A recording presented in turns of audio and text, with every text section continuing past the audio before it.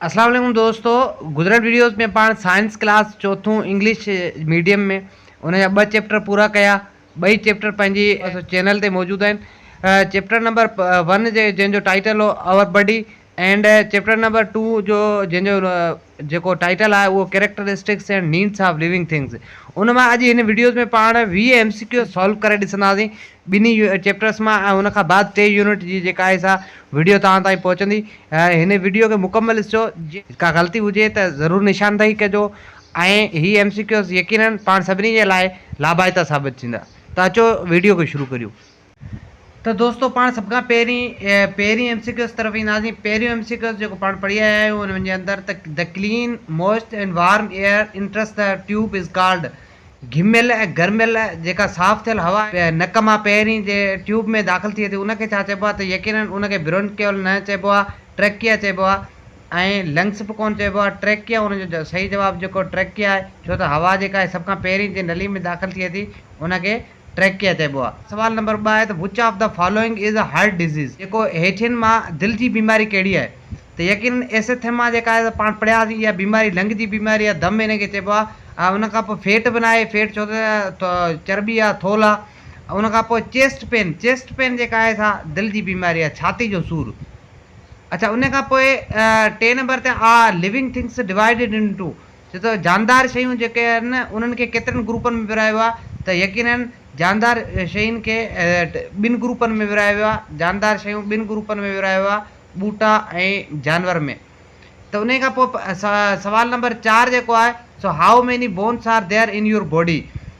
त तव्हांजे जिस्म में केतिरा जेके आहिनि से बोन्स आहिनि, हॾा आहिनि? त यकीनन असांजे जिस्म में जेके आहिनि से 206 हॾा आहिनि। छो त असां पढ़िया आहियूं त इंसान खे ॼमण वक़्तु 300 हॾा हूंदा आहिनि, पर असांजे जिस्म में जेको आहे सो हिकिड़े वॾे माण्हू जे जिस्म में 206 हॾा हूंदा आहिनि। सवाल number 5 how many bones are there in each foot. हर एक जेको आहे सो पेर में केतिरा हॾा आहिनि? त यकीनन असां इहो पढ़ी आया आहियूं त हर एक पेर में जेके आहिनि से 26 हॾा आहिनि। ऑप्शन नंबर ए सही आहे, 26 हॾा आहिनि। 27 जेके आहिनि से हर हिकु हथ में आहिनि। क्वेश्चन नंबर 6 आहे त which of the following is characteristic of living thing. जे हेठियुनि मां जानदारनि जी ख़ासियत कहिड़ी आहे? हाणे ॾिसो, ख़ासियत लाइफ साइकिल लिखियो वियो आहे, जीवन चक्र काटणु। ऐं 2 नंबर में एयर आहे, एयर ज़रूरत आहे। वाटर जेको आहे नीड में अचे थो। त असांखे यकीनन लाइफ साइकिल जेका आहे सा जीवन चक्र कटणु, इहा हिकिड़ो जानदारनि जी ख़ासियत आहे। उन खां पोइ what is the largest organ of your body. तव्हांजे जिस्म जो वॾे में वॾो उज़वो कहिड़ो आहे? सभ खां पहिरियों number skin, heart and liver. त असीं पढ़िया आहियूं त स्किन जेको आहे सो असांजे जिस्म जो वॾे में वॾो ऑर्गन आहे, छाकाणि जो पूरे जिस्म खे ढके थी। चमड़ी जेका आहे सा पूरे जिस्म खे ढके थी। 8 नंबर ते आहे त what is the third stage of life cycle of butterfly. Butterfly जी ज़िंदगी जो टियों ॾाको कहिड़ो आहे? असां इहो पढ़ियो आहे त बटरफ्लाई जी जेको ज़िंदगी जो जेको टियों ॾाको आहे उहो क्रेसलिस आहे, क्रेसलिस।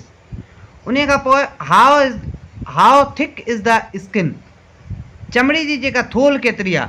अक्सर क्वेश्चन में असांखे 2 मिलीमीटर, 2 सेंटीमीटर ऐं 2 ml ॾिनो वेंदो आहे। त हाणे असांखे इहो सम्झणु खपे ml जेको आहे मिली लीटर जेको कोन्हे, ऐं सेंटीमीटर बि न आहे, 2 मिलीमीटर आहे। त ऑप्शन नंबर ए सही आहे। हिन जो जेको चमड़ी जी जेका थोल आहे उहा 2 मिलीमीटर आहे। उन खां पोइ क्वेश्चन नंबर 10 आहे त how many teeth does 3 years old child have. माना 3 सालनि जे ॿार खे केतिरा ॾंद आहिनि? 3 सालनि जे ॿार खे पाण पढ़ी आया आहियूं त 20 शुरूआती ॾंद हूंदा आहिनि। त 3 सालनि जे ॿार खे 20 शुरूआती ॾंद आहिनि। उन खां पोइ what is the weight of adult brain. छो त वॾे माण्हू जे मग़ज़ जो वज़न केतिरो आहे? 1.4 kg। Option number 2 1.3 kg and option C आहे 1.2 kg। लेकिन पाण पढ़ी आया आहियूं त हिकिड़े एडल्ट यानी वॾे माण्हू जे ब्रेन वेट जेको आहे 1.4 kg आहे। उन खां पोइ ऑप्शन क्वेश्चन नंबर 12 आहे which of the following is stomach disease. मैदे जी कहिड़ी बीमारी आहे हेठियुनि मां? पैरासिलिस या रिकेट्स इहे कोन्हे त अल्सर आहे। त मैदे जी जेका बीमारी आहे उहा ऑप्शन नंबर ए आहे, अल्सर। हे हेठियुनि मां ॿियूं बि 2 बीमारियूं पाण पढ़ियासीं, हिकिड़ी अल्सर आहे, मैदे जी बीमारी। अच्छा, उन खां पोइ क्वेश्चन नंबर 13 आहे how many sets of teeth are there in our mouth. असांजे जेको मुंहं में केतिरा ॾंदनि जा जेके केतिरा सेट आहिनि? त असांजे मुंहं में असां पढ़िया आहियूं त ॾंदनि जा 2 सेट मौजूदु आहिनि। उन खां पोइ how many muscles are there in your body. तव्हांजे जिस्म में जेके केतिरा मसल आहिनि, त असां पढ़िया आहियूं त असांजे जिस्म में जेको 639 मसल आहिनि, मसल्स यानी पठा जेके आहिनि, तो असांजे जिस्म में 639 पठा मौजूदु आहिनि। What is the third stage of the life cycle of bee, यानी मख जे जेको आहे सो जीवन चक्र जो, माखी जी मख जे जीवन चक्र जो टियों ॾाको कहिड़ो आहे? त हिन जो जेको आहे ऑप्शन नंबर बी सही आहे, प्यूपा आहे। मख जे जीवन चक्र जो जेको टियों नंबर ॾाको आहे उहो प्यूपा आहे। उन खां what is the second stage of life cycle of plant, plant यानी ॿूटे, ॿूटे जी जीवन चक्र जो जेको आहे सो ॿियो स्टेज, ॿियो जेको आहे सो कहिड़ो ॾाको कहिड़ो आहे?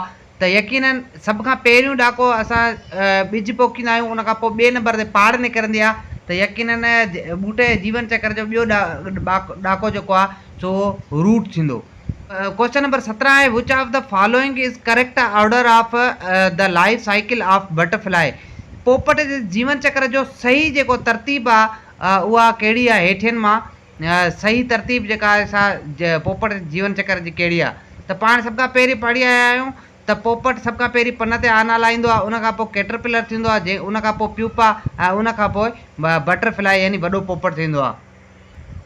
त यकीनन हिन जो जेको ऑप्शन नंबर बी आहे उहो सही आहे, छो त सभ खां पहिरीं एग आहे, एग खां पोइ कैटरपिलर, कैटरपिलर खां प्यूपा, प्यूपा खां पोइ बटरफ्लाई। अच्छा, उन खां पोइ आहे what is the function of small intestine, नंढे आंडे जो कमु कहिड़ो आहे? त नंढे आंडे जा 3 कम हिते लिखियल आहिनि। त हिकिड़ो यकीनन मेकिंग मिक्सचर, मिक्सचर ठाहिणु आहे, मैदे जो कमु आहे, स्टोर्स ऑफ फूड जेको आहे इहो खाधे खे गॾु करे रखणु, इहो पिणु मैदे जो कमु आहे। ऑब्जर्वेशन ऑफ कंपोनेंट्स, जे जुज़नि खे जज़ब करे थो, जेको नंढड़ो अंडो आहे स्मॉल इंटेस्टाइन आहे, उहो जुज़ा जेके आहिनि उन्हनि खे, कंपोनेंट्स जेके आहिनि उन्हनि खे जेको आहे सो जज़ब करे थो। पोइ क्वेश्चन नंबर 19 जेको आहे, what is the function of small hairs इन नोज़, नक में जेके नंढड़ा वार आहिनि उन्हनि जो कमु कहिड़ो आहे? उहे छा मोइस्त कंदा या हीटिंग ॾींदा या प्यूरिफाइंग, माना हू यकीनन हवा खे जेको आहे साफ़ु कंदा, प्यूरिफाइंग द एयर, प्यूरिफाइंग कंदा।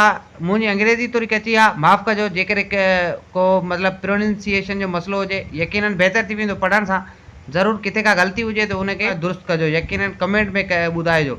क्वेश्चन नंबर 20 आहे, त how many time does the heart beat in a minute, इहो यकीनन कॉमन क्वेश्चन आहे, आम क्वेश्चन आहे, हर कंहिंखे ख़बर आहे त मिंट में दिलि केतिरा दफ़ा धड़के थी। उन जो ऑप्शन नंबर ए सही आहे, 72 दफ़ा धड़के थी।